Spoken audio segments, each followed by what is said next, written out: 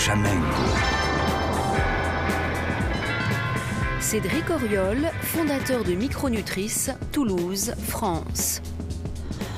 Source de protéines bon marché, les insectes comestibles sont déjà consommés en Asie, Afrique et Amérique latine par 2 milliards de personnes. Une pratique alimentaire encouragée en 2013 par la FAO, Organisation des Nations Unies pour l'alimentation et l'agriculture. C'est en lisant ce rapport que ce jeune entrepreneur décide de recruter un docteur en biologie et un ingénieur agronome pour relever le défi en Europe. Pour l'anecdote, le premier élevage qu'on a mené, c'était dans des bureaux. C'était hyper drôle parce qu'il y avait le son des grillons qu'on entendait.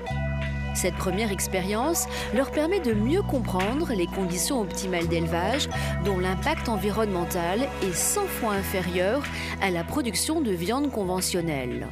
Il y a des logiques qui sont complètement aberrantes dans l'élevage de volailles ou de bœuf, qui sont hyper pertinentes dans l'élevage d'insectes comestibles. Donc je vais prendre un exemple, ça va être la densité. Donc nous, les larves qu'on élève chez nous, plus la densité est élevée, mieux elles se développent et plus elles sont dans un élevage qui est sain.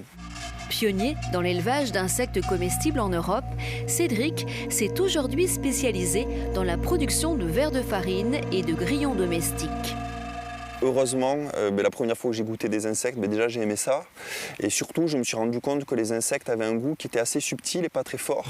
Et donc j'ai de suite compris que ce qui était important, c'était la manière dont ils allaient être cuisinés et accommodés, plus que le goût intrinsèque de l'insecte.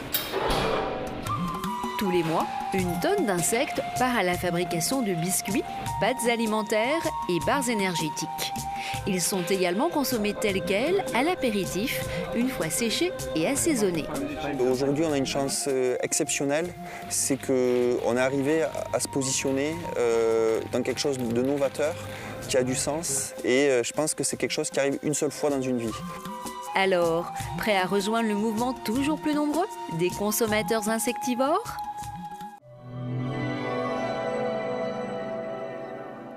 Chamengo.